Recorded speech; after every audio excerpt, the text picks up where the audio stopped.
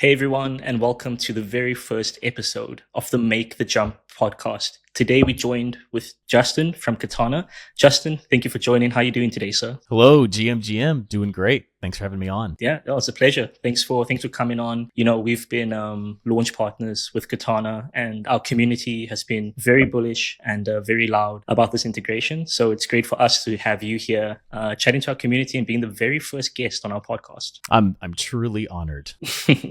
Well, for those of us who may not be familiar with you, maybe you can give us a little bit of an intro into who is Justin and what's Justin's role over at Katana.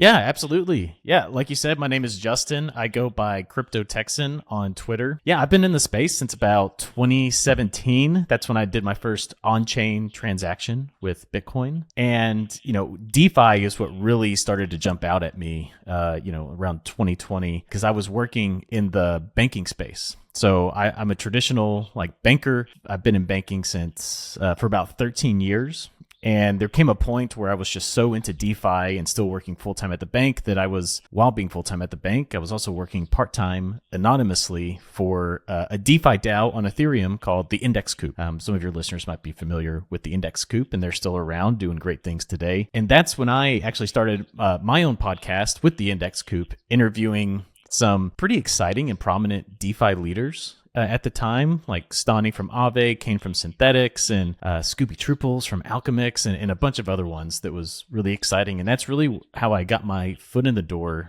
from a networking point of view, from my perspective. And it got to the point where I finally decided, you know what, I just need to do this full time. Reached out to the DeFi team at Polygon, since I was working closely with them on the BD side at the Index Coop, and they offered me a full-time position on Polygon's DeFi team. So I was at Polygon for about 3 years, and then Polygon, along with GSR, started to incubate this fun project called Katana. It wasn't called Katana at the time, but that's what it is now. And now I've moved over full-time as a core team member of Katana, working on ecosystem marketing. And I've been in the space for a long time, and working for Katana really makes it feel like DeFi summer again for me, which is very exciting. Yeah, we can all reminisce back to DeFi summer, and to have another rodeo there is always always a good thing to have going on. To be honest, I really dig Katana's branding. I think you guys have done a really good job, and probably you and your team on marketing and ecosystem, just going through the branding and the website. It's really engaging, and it gets me excited when I think about Katana. And I think a lot of users across DeFi have been getting excited recently when Katana comes to mind. Can you give us the breakdown exactly what Katana is and how is it fitting in to the ever-changing yield landscape? Yeah, I think when it comes down to Katana, it's positioned to be a DeFi first blockchain.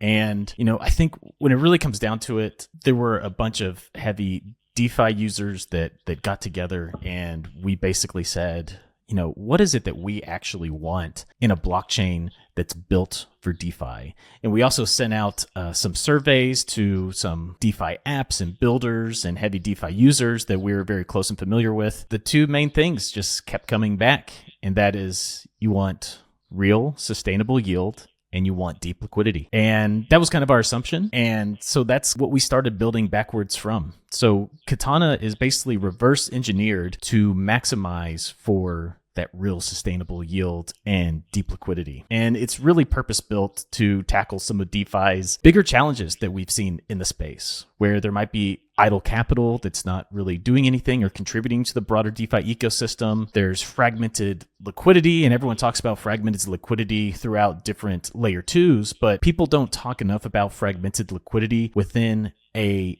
DeFi ecosystem specifically, right? Like if you have 10 different forks of the same decentralized exchange, that's fragmenting liquidity, and it's providing a less than optimal user experience. And then also there's unsustainable yield mechanisms too, right? Everyone's familiar with yield boosting with token-based emissions, which is great for bootstrapping. But as soon as those emissions dry up, that's where the mercenary capital leaves, and the liquidity and the user experience dries up as well for those users. We kind of think of Katana as like this liquidity hub and yield engine where it turns passive capital into productive assets from day one using mechanisms like Vault Bridge, which we can get into more detail later. And then from a deep liquidity standpoint, we've got this concept called chain-owned liquidity, which recycles sequencer fees generated by the Katana network back into deep baseline stable liquidity that doesn't leave when the market gets a little rocky.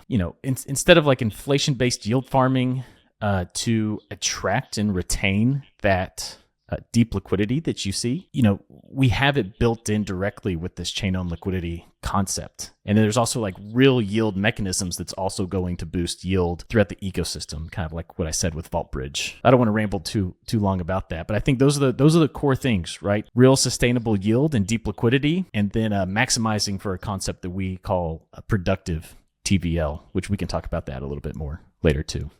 Yeah, 100%. Thanks for breaking that down for us. It sounds like you tapping into the concept that you guys have of the DeFi flywheel a little bit, with feeding the fees back to sequencers and, to the users from that. Can you dive a little bit deeper into exactly what the DeFi flywheel is for Katana, what that means? And with that in mind, who are you building for and targeting user-wise? Are you also targeting some builders as well to come onto the chain? Yeah, I would say, who are we targeting with this chain? I would definitely say DeFi users and DeFi builders, but DeFi users first and foremost, right?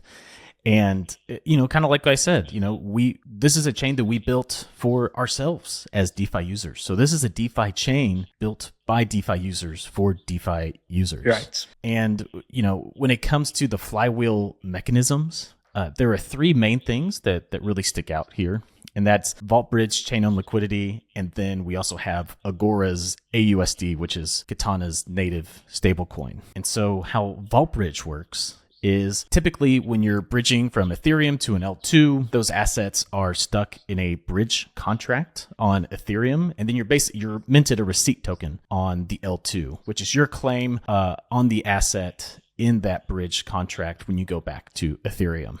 And those assets just sit there on Ethereum doing nothing. And we see that as a pretty inefficient use of capital. And so what we've done is we have integrated Vault Bridge, which is a product created by the Ag Layer team, into Katana's bridging experience. So like the journey of one USDC, we'll say. You've got one USDC on Ethereum, you bridge that over to Katana, you get the receipt token, the receipt USDC on Katana, just like you would any other layer 2. But on Ethereum, that USDC token is being used in Morpho to generate yield. And that yield then goes back to Katana to boost the yield in DeFi pools on Katana. And it's what we call in-kind yield. And so, if you are in a sushi pool that has a AUSD, USDC, the yield, the boosted yield that you're earning from Vault Bridge is in those AUSD,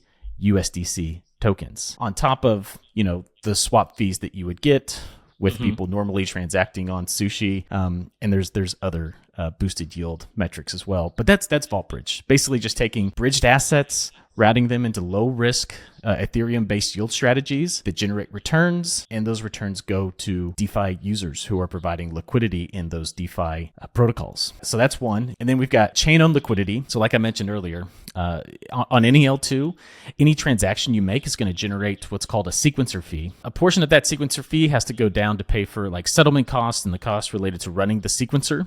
But there's always some leftover most of the time. And where should that go has been the question. And so we've got two routes for net sequencer fees, and that's that it can either go to chain-owned liquidity or it can go to further boost yield in DeFi pools, similar to what we talked about with Vault Bridge as well. And the benefits of having chain-owned liquidity is this is liquidity that is managed by Katana, the Katana Foundation. It allows Katana to provide liquidity in pools that are necessary for the long-term health and sustainability of the chain.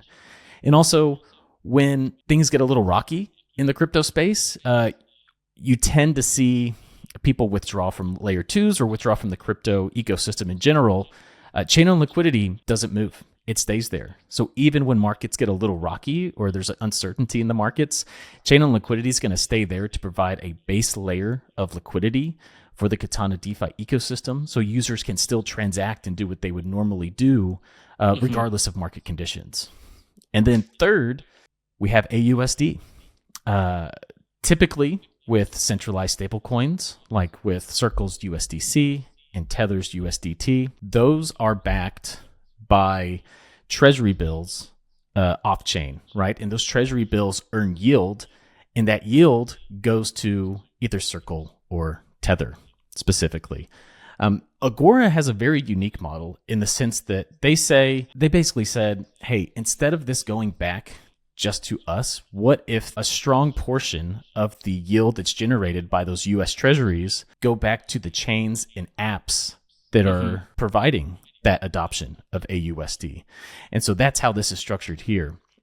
T-bill, treasury bill yield, also known as T-bills, that yield is generated off-chain and then is sent to the Katana Foundation to further incentivize AUSD denominated pools. So we've got some pretty incredible mechanisms in this flywheel that can provide sustainable real yield to attract more liquidity, and more liquidity attracts more users, and higher yield attracts more users, which provides more assets going into the Vault Bridge, which provides more yield and provides more transactions, that provides better chain-owned liquidity. And it's just this endless cycle of just yield and liquidity coming into the ecosystem.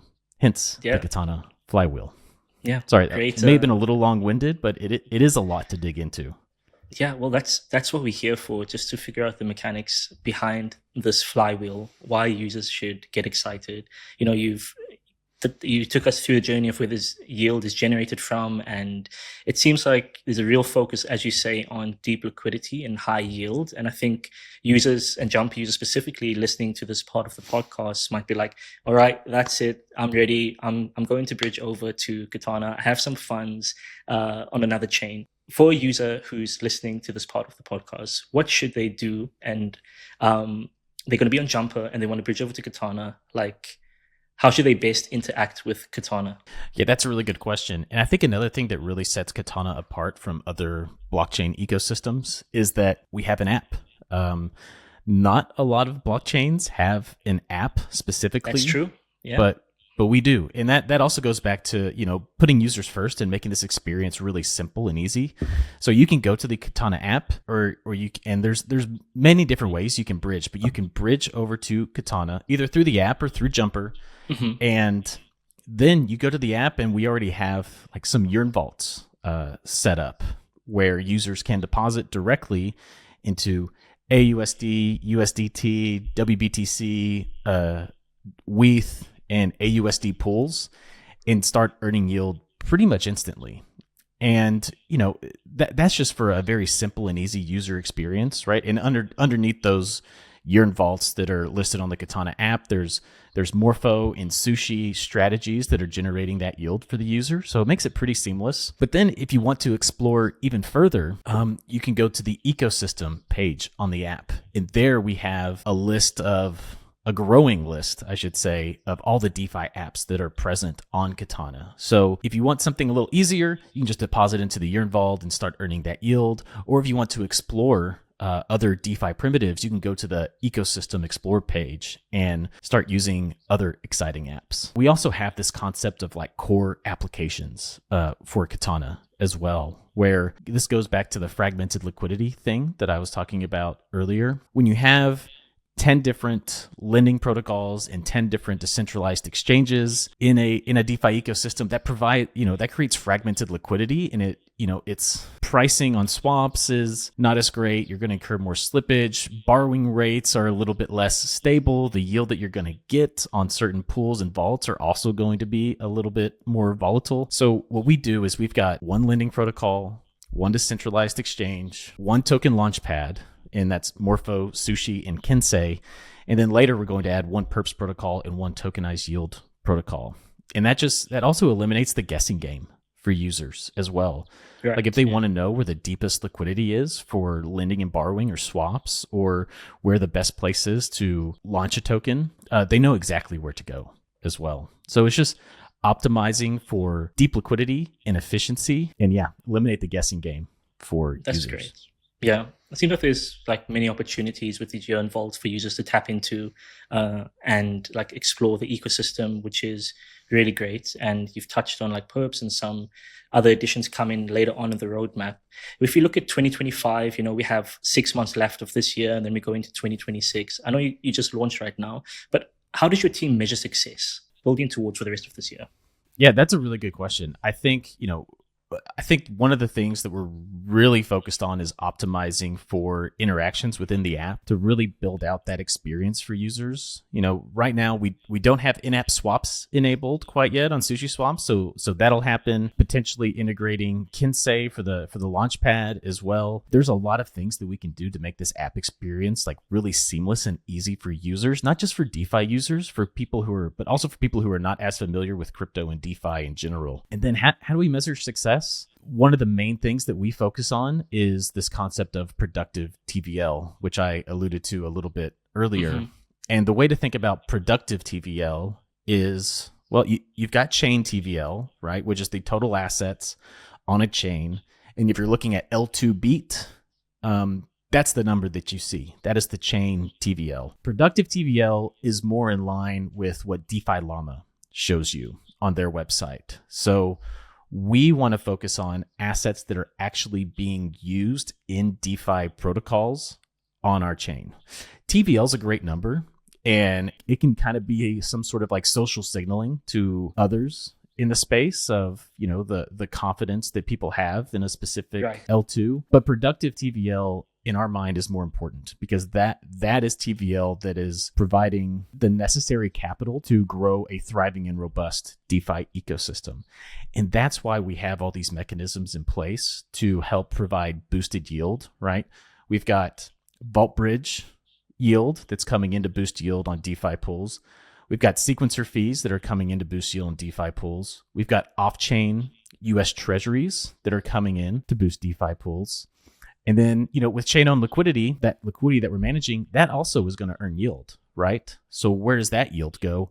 It can go to either further compound chain-owned liquidity, or it can go to further boost DeFi pools as well. And for us, that is a way to incentivize users to get those assets out of just sitting in their wallets and into DeFi to earn yield. Because that helps provide deeper liquidity, provides better pricing on borrows and swaps. And that's what we really are focusing on, is the productive TVL number. Yeah, I think that's a great goal to have in mind for the rest of this year and beyond. What does productive TVL look like? How do we tap deeper into liquidity, get higher yields, and then just spread that along the flywheel to keep everyone on the chain and the ecosystem incentivized and pumped to be using Katana and generating yield? Well, I have one last question that I want to ask you on our podcast here today. Are there any alpha drops for our jumper community here? Like anything that, doesn't have to be anything crazy, but we appreciate crazy on our podcast.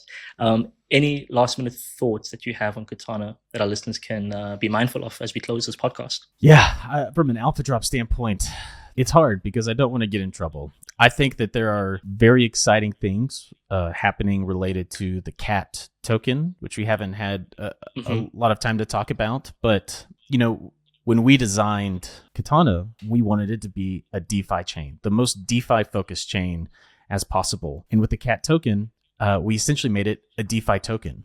And if you're familiar with Solidity or other VE tokenomic or 3.3 models, we're modeling some of the tokenomics around CAT to be similar to that, where CAT users can stake their CAT for VCAT, and then VCAT holders can then vote to direct where future CAT emissions go on which pools, and then they earn fees on the pools that they have voted for. And that, in our mind, is another way of providing productivity to the ecosystem. Right? We want our users to be engaged, not just from depositing assets, but we want them to be mindful of how do future CAT emissions benefit the chain long term. And we feel like this helps provide further alignment between users, builders, apps, and token holders as well. So that's something exciting.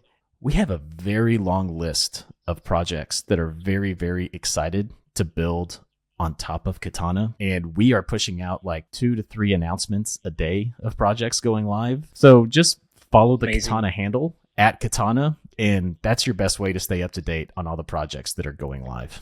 Amazing. I'm super excited, and I'm sure our community is going to be pretty excited as well. Well, Justin, any closing thoughts before we land this one? No, I think this was great. Thank you so much, Jordan, for having me on. And thanks for listening, Jumper community. And yeah, just follow us on Twitter at Katana, join our Discord, check out our Reddit. We have a Reddit page as well that we're trying to grow. And if you have any questions, feel free to DM me on Twitter at crypto_Texan. Amazing. Well, Justin, thank you so much for your time. First guest, and let's do this again. And Jumper community, all that's left now is to make the jump to Katana, explore the ecosystem, and be a part of the Katana flywheel. Until then, make the jump.